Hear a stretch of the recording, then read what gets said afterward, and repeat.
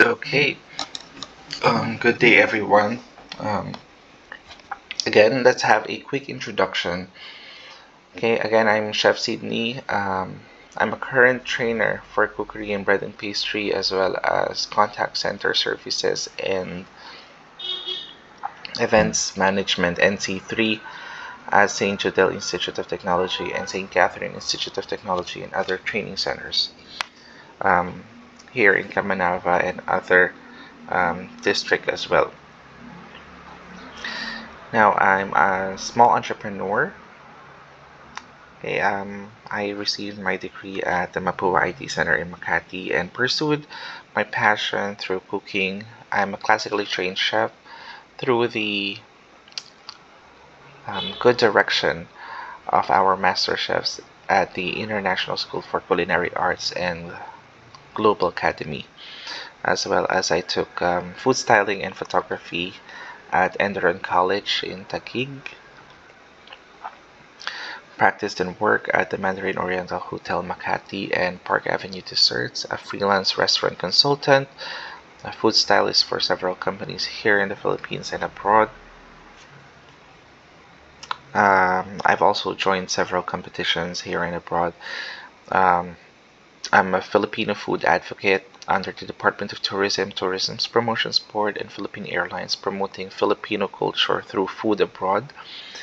I'm also a food safety compliance officer, a food safety advocate under the Department of Health Batch 1, and also I am a food protection manager under the World Food Safety Organization, a member of La Toque Blanches Philippines, which is a WACS recognized World Association Chef Societies, New Zealand Chefs Association, National Environmental Health Association, Philippine Society of Baking, and a lot more. I'm also known for menu and recipe development for restaurants that I handled, for consultancy and food styling, and also coaching for skills competitions. Okay, now let's proceed to food safety. Okay, food safety is one of the foundations of cooking and baking. Okay, it is very important for us to know and understand, okay, the importance of food safety or having a food safety system in our kitchen, even at home. Okay, now for us to easily understand food safety or HACCP or Hazard Analysis Critical Control Point, it's a food safety system that is being placed in a food operation or kitchen for us to reduce, if not prevent, hazards before it can actually happen. Okay, so ibig sabihin, bago pa lang mangyari ang isang bagay or bago pa lang masira ang isang ingredient or food inside our kitchen, yung food safety system natin, piniplace natin yan dyan para ma-prevent, para hindi mangyari. Okay, for us to prevent food poisoning and other causes of accidents inside the kitchen. Okay. Okay, as I've said, Hazard Analysis Critical Control Point, or HACCP, is a proactive system that prevents, if not eliminates, hazards before it can actually happen. Now, what is foodborne illness? So, foodborne illnesses, these are the diseases that are carried by or transmitted to people by food. Now, as you can see in the picture, those are pictures of bacteria, food poisoning, and other things that could happen to a person kung ma-food poison siya. Okay? Here are the causes of foodborne illnesses. Purchasing food from unsafe sources. Now, if you do not have a reliable supplier or kung wala kayong suki sa palengke, okay, I suggest that you go to a supermarket. Okay? Bakit? Kasi all of the ingredients, especially yung mga proteins natin, such as yung mga meat and fishes natin, they are time temperature control. Diba nasa loob sila ng mga chiller na malalaki, yung open chiller na tinatawag. Hindi sila walang langaw, hindi nila langaw, okay? Kasi kapag meron tayong tinatawag na time and temperature control. Kapag hindi natin controlled ang temperature at ang time for handling our proteins and other ingredients, okay, mabilis mag-double ang bacteria sa ating proteins or other forms of ingredients, thus causing food poisoning, okay, or mabilis mabulok or masira ang ating ingredients kung wala siya sa chiller or kung hindi temperature controlled ang environment. Okay? Next, failure to control time and temperature properly. Kapag hindi natin na-control ang time and temperature, when we say sa time, yung time ng handling natin, kung mabagal tayo maglinis, for example, sa bahay, mabagal kayo maglinis ng isda. Kung paglilinis ng isda ay 1 minuto lamang or 1 kalahating minuto lang, naglilinis ka ng isda ng mga 30 minutes na. So, yung hindi mo nakilala yung isda, naging kulay puti na siya, na wala na yung kaliskis sa kalinis mo. Okay? So, too much time for handling ng ating ingredients can cause bacterial growth. Okay? Kasi warm yung hands natin and also yung temperature natin or climate natin dito sa Philippines. Hindi siya kagaya sa Western countries na malamig. Okay? Even sa Western countries, you try to minimize the time that you are handling your food to prevent foodborne illnesses. Okay, when it comes to temperature, room temperature is 21 degrees Celsius. That is the best temperature for you to process or clean or handle your ingredients. Okay, 21 Celsius or below. Okay, now later you'll be asking me a question regarding the temperature or the hazard in our temperature or TDC or temperature danger zone. Okay, so the lower the temperature, the better. Okay, cross-contamination in the workplace or when storing food. Now, what happens during cross-contamination? Okay, let's say galing ka sa labas, tapos hindi ka naghugas ng kamay, kumuha ka ng pinggan or ng pagkain. Okay? So, yung bacteria sa kamay mo can easily transfer to your food. Okay? Or if not, there are also cross-contamination during the preparation of your food. Let's say, yung cutting board mo, usually, di ba sa bahay, ng mga household natin, iisa lang ang cutting board. Okay? So, for food safety protection or purposes, meron tayong color-coded chopping boards. We have green for your fruits and vegetables. You have your red for your meat. You have your blue cutting board or yung chopping board ninyo for fish and seafood. You have your brown for your cooked food. Now, let's say isa lang yung cutting board ninyo. Nag-cut kayo doon ng karne. Tapos, biglang nag-cut kayo ng sibuyas or ng bawang. Yung sibuyas at saka bawang nyo, gamitin nyo for your sausawan or your salsa. Hindi nyo naman siya igigisa. So, yung bacteria from your raw meat, napupunta siya doon sa ready-to-eat na food nyo, yung mga sibuyas tsaka bawang. Okay? That can cause food poisoning. Okay? Next, poor facility, equipment, and utensil maintenance and sanitation. Okay? It is very important that your kitchen or the facility that you are using is clean. Okay? And sanitized. Okay? And all of the tools and equipments that you will be using inside that kitchen should always be cleaned and sanitized. Okay? Next, poor personal hygiene. Okay? Hindi lang sa food preparation, pati yung tao nagpe-prepare dapat malinis at naliligo lagi. Okay? And your fingernails, kailangan hindi siya lagi mahaba. Okay? Inside the kitchen, it is not allowed for you to have a nail polish or any form of chemical nail polish in your fingertips. Kasi it can cause chemical hazards or physical hazards to your food preparation.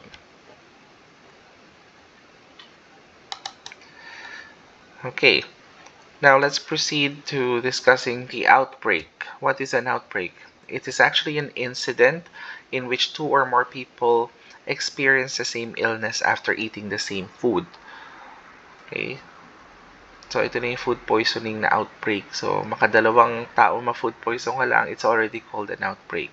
So, usually an outbreak occurs here in the Philippines sa mga public schools. Madalas yan. Nababalitaan natin yung merong nagpa-spaghetti sa probinsya, tapos isang buong klase ng estudyante na ospital. Okay? Now, here are the consequences of foodborne illnesses, especially on businesses. Loss of customers. Siyempre, kapag meron na food poison, narinig mo na may nalason doon, siyempre, hindi ka pupuntahan ng customers. Padlocking of your establishment, definitely, if the government finds out through the Food Safety Compliance Officer's investigation na hindi ayos ang food safety system mo or HACCP system mo sa inyong kitchen, definitely ilalak yung establishment mo until you find a resolution to your problems or to the findings of the government. Lawsuits, definitely madidemanda ka kapag naka-food poison ka.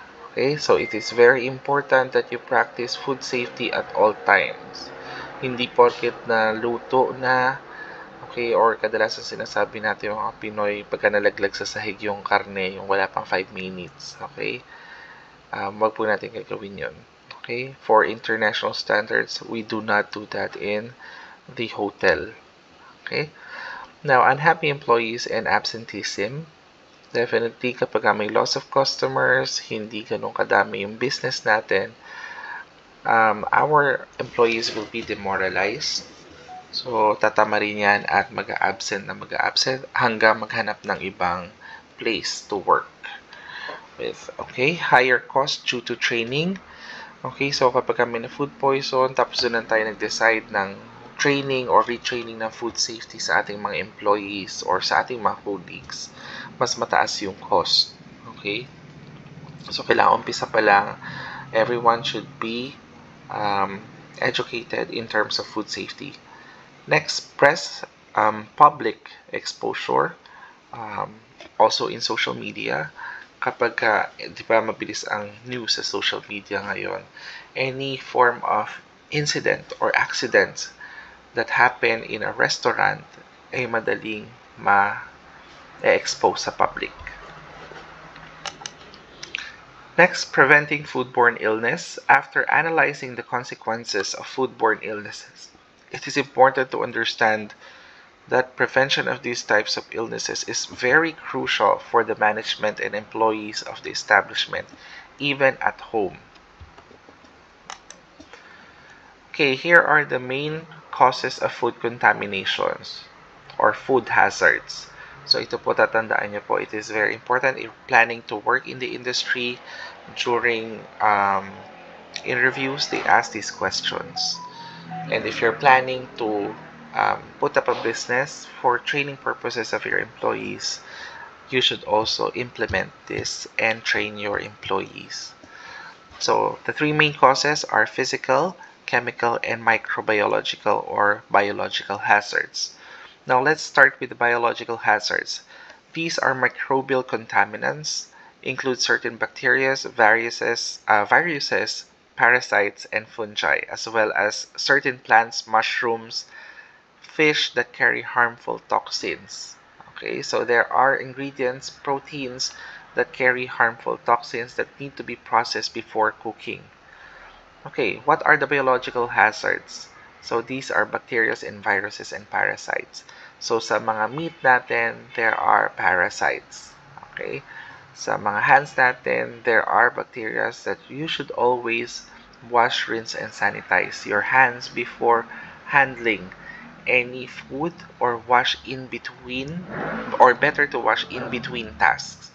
Okay, when we say in between tasks, pag humawak ka ng karne, hugas ka ng kamay, tapos bago ka humawak ng vegetables. Or pag galing ka sa labas, or nag-toilet ka, or nag-bathroom break ka, hugas muna ng kamay before entering inside the kitchen.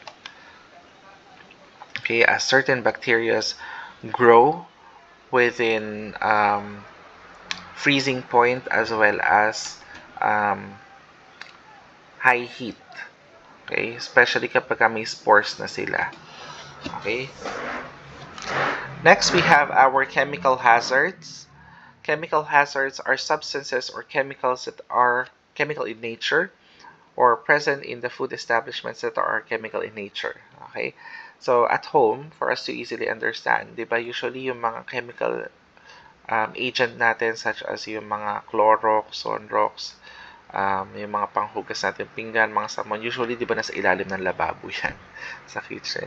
So, try to put it in a separate area, cabinet malayo sa kitchen, kasi sometimes we can, or yung mga visitors natin or other children or elderly might mistaken it for an ingredient. Okay? This includes pesticide, food additives, preservatives, cleaning agents, and toxic metals that leach from cookware and equipment.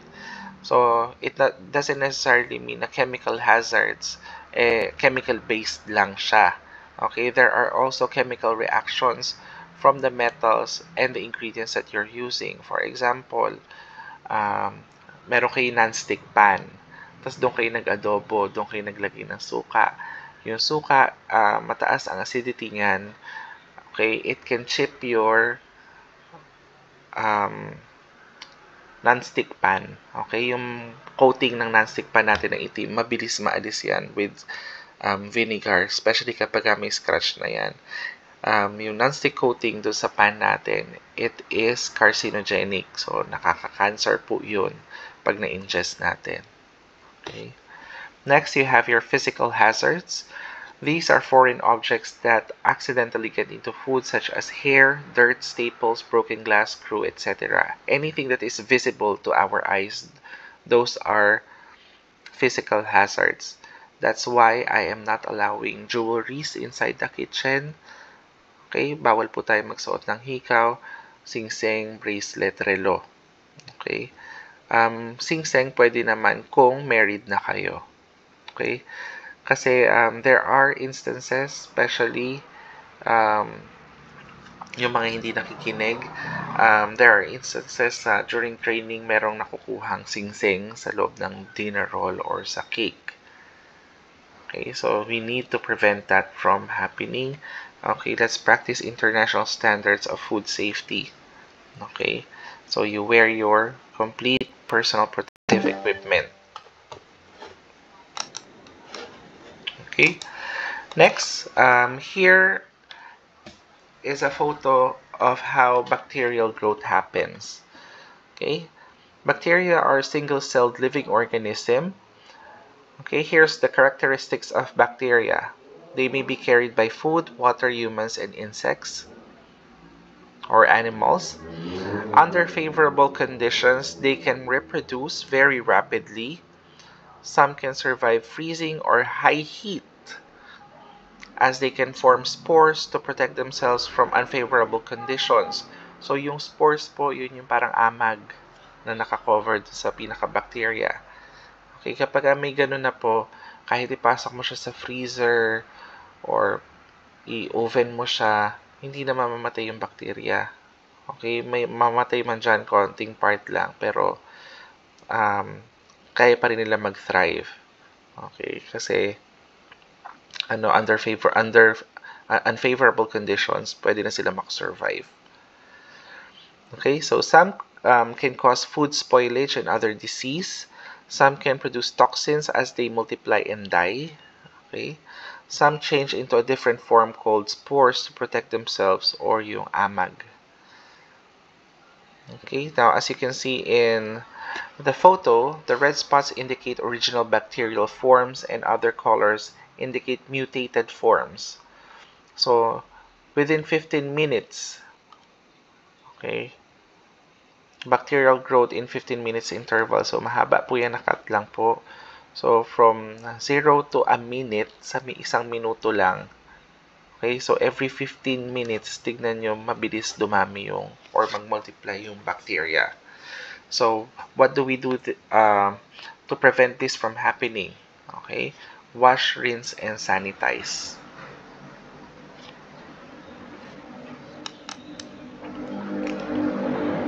Okay, next, what are the best environment for bacterial growth? So we'll be discussing the TDZ, or the temperature danger zone. Okay, please take note of this. This is also part of your exam or summative. Okay, adequate time, temperature danger zone between 5 degrees Celsius to 60 degrees Celsius, ample moisture, food or protein, kasi syempre hindi naman mabubuhay yung bacteria ng walang kakapitan o parang parasite. So we need protein or food. Okay, appropriate pH level or acidity. Okay, kapag mababa ang acidity level ng ating ingredient, so mabilis siyang magkalat ng bacteria. Necessary level of oxygen as well.